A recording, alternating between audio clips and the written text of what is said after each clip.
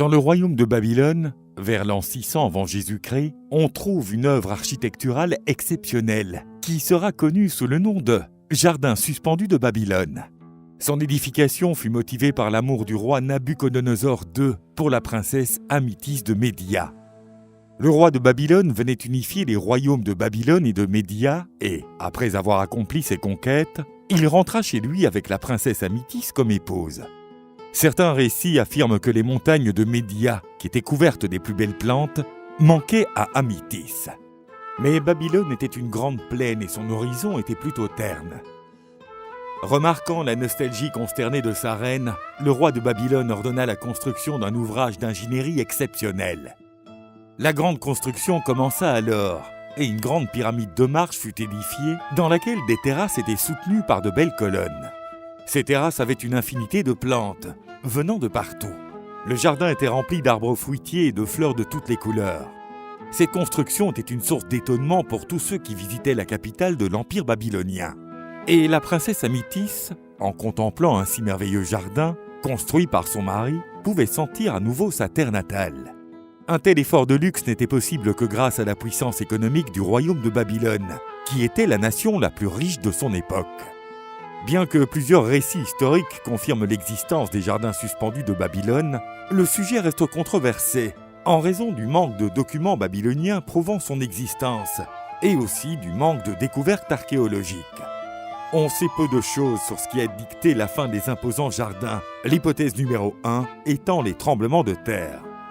Bien que cette grande œuvre ait disparu, l'histoire des magnifiques jardins suspendus, fruit de l'amour entre le roi de Babylone et sa reine, fait toujours partie du folklore des générations actuelles et futures. Parmi les nombreuses villes fondées par Alexandre le Grand qui portent son nom, la ville égyptienne d'Alexandrie est certainement la plus connue. Située à l'embouchure du Nil, la ville a grandi et s'est épanouie, devenant l'une des villes méditerranéennes les plus prospères. Son port devint l'une des principales plaques tournantes du commerce du monde antique. Après la mort d'Alexandre, les dominations macédoniennes furent disputées par ses officiers supérieurs. Le général macédonien Prométhée se proclama souverain d'Égypte et la dynastie ptolémaïque vit le jour. En tant que pharaon égyptien, Ptolémée ordonna la construction d'un phare massif sur la petite île de Pharos. Cette structure colossale sera connue sous le nom de phare d'Alexandrie, l'une des 7 merveilles du monde antique. Le bâtiment avait une tour d'une hauteur d'environ 130 mètres, ce qui était remarquable pour l'époque. Le phare d'Alexandrie était l'une des structures les plus hautes du monde antique. La construction dura 12 ans. Réalisé avec des blocs de granit et de marbre blanc, il émerveillait les marins venus des contrées lointaines qui accostaient au port. Au sommet se trouvait un bûcher qui brûlait sans interruption. Sa flamme brillait la nuit et pouvait être vue à une distance de plus de 40 km. Il y avait également une statue de Poséidon au sommet du phare, le roi des mers, une divinité très vénérée par les marins helléniques. D'abord propriété du gouvernement d'Alexandrie, il devint ensuite une possession romaine et arabe. Mais le phare continua à se distinguer sur la côte alexandrine pendant plus de 1000 ans. Cependant, plusieurs tremblements de terre ont ébranlé la structure du phare, et en 1480, le phare fut déjà totalement détruit.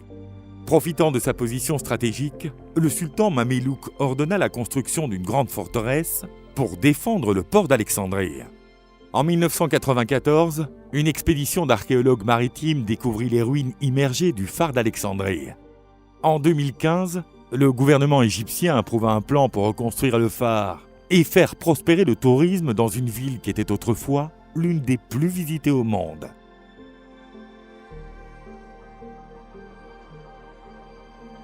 Le colosse de Rhodes était une statue de bronze gargantuesque, construite près de l'entrée de la ville de Rhodes. La statue colossale représentait le titan Hélium, qui était une divinité solaire de la mythologie grecque. Sa construction est intervenue après un succès militaire massif. Les citoyens de Rhodes ont lutté contre la domination macédonienne, qui avait établi un bloc isolant autour de l'île de Rhodes. Les envahisseurs macédoniens essayèrent d'assiéger et de soumettre la population de Rhodes pour la conquérir. Les Macédoniens investirent une fortune en matière de siège, mais en vain. Grâce au soutien du pharaon Ptolémée d'Égypte, Rhodes résista au siège et expulsa les Macédoniens. Au cours de leur retraite, les envahisseurs laissèrent une fortune en matériel de guerre, rapidement vendue par le gouvernement de Rhodes, et l'argent fut utilisé pour construire la statue colossale d'Hélium, le dieu patron de la ville. En 292 avant Jésus-Christ, la construction du colosse commença au sommet d'un piédestal en marbre de 15 mètres. La statue avait une structure en laiton remplie de pierres.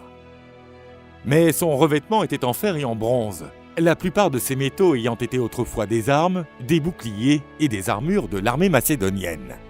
Après 12 ans, la statue était prête, et le grand colosse de Rhodes, haut d'une trentaine de mètres, stupéfiait les marins venus de pays lointains à l'approche du port de Rhodes. L'emplacement exact de la statue et sa position font encore l'objet de débats entre experts. Pourtant, quelle que soit sa position et son emplacement, le colosse de Rhodes était bel et bien un édifice imposant. Néanmoins, la gigantesque statue s'effondra à la suite d'un puissant tremblement de terre en 226 avant Jésus-Christ. Les ruines étaient si massives que les gens visitaient Rhodes uniquement pour voir le colosse tomber.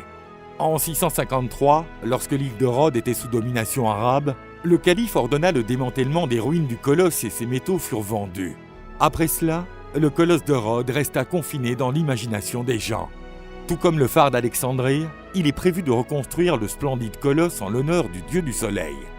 Le nouveau colosse devrait mesurer entre 120 et 150 mètres de haut, soit 5 fois plus que l'original, et il coûtera près de 300 millions de dollars. Le nouveau colosse devrait avoir le même impact que son prédécesseur, ce qui pourrait surprendre tous ceux qui le verront pour la première fois. Zeus, le dieu suprême de la mythologie grecque, a toujours été vénéré par tous les peuples helléniques. Étant donné son rôle primordial dans le panthéon grec, plusieurs temples furent édifiés en son honneur. Mais aucun ne pouvait égaler le temple d'Olympie, où se trouvait la magnifique statue de Zeus. Cette statue représentait Zeus assis sur son trône, avec une hauteur de plus de 13 mètres. La gigantesque statue était faite d'ébène, d'or et d'ivoire, ornée de pierres précieuses. La statue fut sculptée par Phidias, un remarquable sculpteur grec. Il réalisa également une autre statue massive qui représentait la déesse Athéna, située dans l'acropole athénienne, à côté du Panthéon. La statue de Zeus tenait dans une de ses mains l'image de la déesse de la victoire, car cette divinité était toujours aux côtés de Zeus. Dans son autre main, Zeus tenait un sceptre avec un aigle posé sur son sommet. L'aigle étant l'animal consacré au seigneur des dieux de l'Olympe. Le temple de Zeus à Olympie était un lieu de pèlerinage. Des milliers de Grecs se rendaient dans la ville pour assister à des rituels religieux. Mais beaucoup arrivaient aussi à Athènes pour assister aux Jeux olympiques, qui étaient disputés à la même époque que les cérémonies religieuses en l'honneur du grand dieu. Durant la période où la Grèce était dominée par Rome, l'empereur Caligula ordonna le démontage de la statue, afin qu'elle puisse être apportée à Rome. La tête de Zeus serait alors remplacée par celle de l'empereur.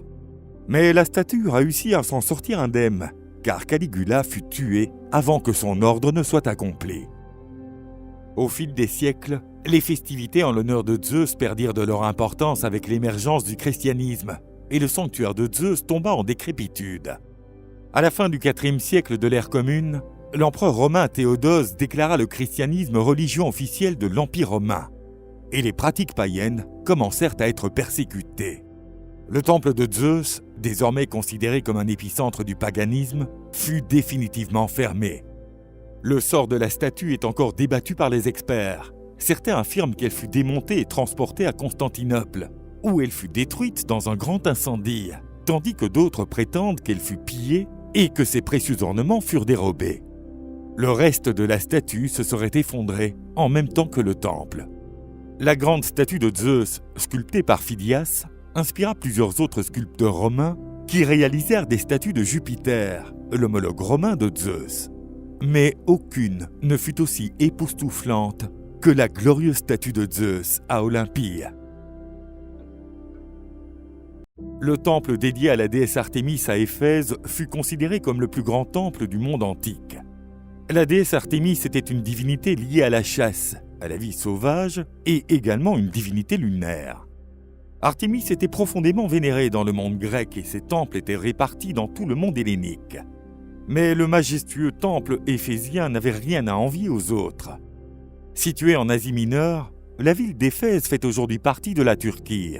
Et cette ville possédait l'un des ports maritimes les plus prospères de l'Antiquité.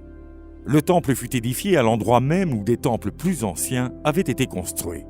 Parmi eux se trouvait un temple fondé par les Amazones, honorant la déesse Artémis, la déesse protectrice des femmes guerrières. Mais l'édification du temple ne commença qu'en 550 avant Jésus-Christ, qui deviendrait plus tard l'une des merveilles du monde. Le temple fut achevé au bout de 10 ans. Il fut entièrement construit en marbre et orné de métaux précieux. Ce temple excentrique mesurait 113 mètres de long, 43 mètres de large et 13 mètres de haut. Il devint un lieu de pèlerinage pour les croyants et attira également les touristes du monde antique. Mais en 356 avant Jésus-Christ, le temple subit une attaque. Un homme, qui voulait que son nom reste gravé pour l'éternité, prémédita l'incendie qui allait détruire le temple d'Artémis. Les magistrats décidèrent que le nom de l'incendiaire ne pouvait pas entrer dans l'histoire, mais l'identité du criminel est aujourd'hui connue. Néanmoins, je refuse de mentionner le nom de celui qui a commis un crime aussi ignoble uniquement pour être célèbre. Ce serait le récompenser pour son crime. Les légendes affirment que l'incendie eut lieu uniquement parce qu'Artémis avait tourné son attention vers la Macédoine. En effet, le jour même de l'incendie, naissait l'enfant qui serait un jour connu sous le nom d'Alexandre le Grand. Plusieurs années plus tard, Alexandre ordonna la reconstruction du temple de la déesse. Le temple d'Artémis survécut pendant de nombreuses années, même en supportant l'incendie provoqué par les Goths, après quoi le temple fut à nouveau restauré. Mais il finit par être définitivement fermé après la persécution païenne par les chrétiens. Le sort du temple reste inconnu, mais une partie de ces blocs de marbre furent utilisés pour la construction de la Sainte Sophie à Constantinople. Bien que perdu dans le temps, Antipater de Sidon, à qui l'on attribue la création de la liste des merveilles du monde, déclara que toutes les autres merveilles perdirent leur éclat lorsqu'il admira le temple d'Artémis à Éphèse. Parmi les nombreuses villes fondées par Alexandre le Grand qui portent son nom, la ville égyptienne d'Alexandrie est certainement la plus connue. Située à l'embouchure du Nil, la ville a grandi et s'est épanouie, devenant l'une des villes méditerranéennes les plus prospères. Son port devint l'une des principales plaques tournantes du commerce du monde antique. Après la mort d'Alexandre, les dominations macédoniennes furent disputées par ses officiers supérieurs. Le général macédonien Prométhée se proclama souverain d'Égypte, et la dynastie ptolémaïque vit le jour.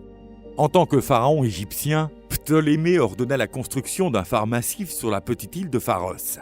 Cette structure colossale sera connue sous le nom de phare d'Alexandrie, l'une des 7 merveilles du monde antique.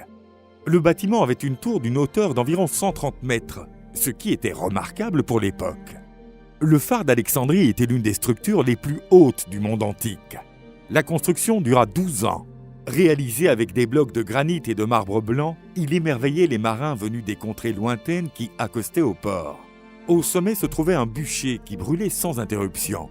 Sa flamme brillait la nuit et pouvait être vue à une distance de plus de 40 km. Il y avait également une statue de Poséidon au sommet du phare, le roi des mers, une divinité très vénérée par les marins helléniques. D'abord propriété du gouvernement d'Alexandrie, il devint ensuite une possession romaine et arabe. Mais le phare continua à se distinguer sur la côte alexandrine pendant plus de 1000 ans. Cependant, plusieurs tremblements de terre ont ébranlé la structure du phare et en 1480, le phare fut déjà totalement détruit. Profitant de sa position stratégique, le sultan Mamelouk ordonna la construction d'une grande forteresse pour défendre le port d'Alexandrie. En 1994, une expédition d'archéologues maritimes découvrit les ruines immergées du phare d'Alexandrie. En 2015, le gouvernement égyptien approuva un plan pour reconstruire le phare et faire prospérer le tourisme dans une ville qui était autrefois l'une des plus visitées au monde. Parmi les merveilles du monde antique, les pyramides de Gizeh sont sans aucun doute la source numéro 1 de curiosité et de fascination. Comme son nom l'indique, elles sont situées à Gizeh, actuellement la 3e ville d'Égypte, sur la rive occidentale du Nil, très proche de la ville du Caire, la capitale du pays. Située dans la nécropole de Gizeh, les grandes pyramides se détachent dans le paysage. Le complexe archéologique compte plusieurs pyramides, mais 3 d'entre elles se distinguent le plus. La pyramide de Khéops est la plus haute avec 146 mètres. La pyramide de Képhren arrive en 2e position avec 143 mètres. La pyramide de Mykérinos est la plus petite avec 66 mètres. Ces bâtiments massifs furent érigés en lieu de repos éternel pour les restes des grands pharaons de l'Égypte ancienne. La construction des pyramides eut lieu aux alentours de 2500 avant Jésus-Christ. Elle symbolise l'apogée de l'ère des grandes constructions égyptiennes. La pyramide de Khéops a nécessité environ 300 000 blocs de pierre, de 2 tonnes chacun. Pour mener à bien un tel effort, plus de 30 000 Égyptiens travaillèrent dans les activités les plus diverses. Outre les ouvriers qui effectuaient les tâches manuelles, des architectes, des médecins et des artistes travaillaient également sur le chantier. Contrairement à ce qui était autrefois l'opinion la plus répandue, ces œuvres colossales ne furent pas construites par des esclaves, mais par des hommes libres pour la plupart, et il fallut 200 ans pour les achever. Les pyramides furent construites avec 4 types de pierres différentes: albâtre, basalte, granit et calcaire. La majorité des matériaux utilisés pour la construction des pyramides provenaient de carrières éloignées, amenées par des navires naviguant sur le Nil. Plusieurs hypothèses tentent d'expliquer comment les anciens Égyptiens ont pu construire un ouvrage de cette ampleur avec des technologies aussi primitives. Ce mystère est un terrain fertile pour toutes sortes d'idées farfelues, notamment la théorie selon laquelle les pyramides auraient été construites par des extraterrestres. Concevoir qu'une telle œuvre ne peut être qu'un effort extraterrestre, c'est sous-estimer la capacité humaine à inventer des solutions pour régler toutes sortes de problèmes. Après leur achèvement, les pyramides de Gizeh étaient très différentes de ce à quoi nous sommes habitués, puisqu'elles étaient revêtues de calcaire poli. L'éclat des pyramides de calcaire blanc pouvait être repéré de loin. Cependant, au fil des siècles, ce revêtement fut retiré des pyramides et servi à d'autres fins. De même, les trésors, qui avaient sûrement été enterrés avec les pharaons, ont également disparu. À côté des pyramides, il y a un grand sphinx en pierre, taillé pour protéger la nécropole. Il s'agit de la plus grande statue du monde, faite d'une seule pierre. La pyramide de Khéops était considérée comme le plus haut bâtiment construit par l'homme, jusqu'à la construction de la cathédrale de Lincoln en Angleterre en 1311. Au Xe siècle, le fils du sultan arabe Saladin essaya de détruire les pyramides, qu'il considérait comme des symboles de culte. Bien qu'il ait dépensé de grandes ressources, son effort ne causa que des dommages minimes aux pyramides. Les pyramides de Gizeh sont les seules constructions qui restent debout parmi les 7 merveilles du monde antique. Et elles sont l'un des points touristiques les plus visités au monde. Un vieux proverbe arabe dit « Le temps se moque de tout, mais les pyramides se moquent du temps ».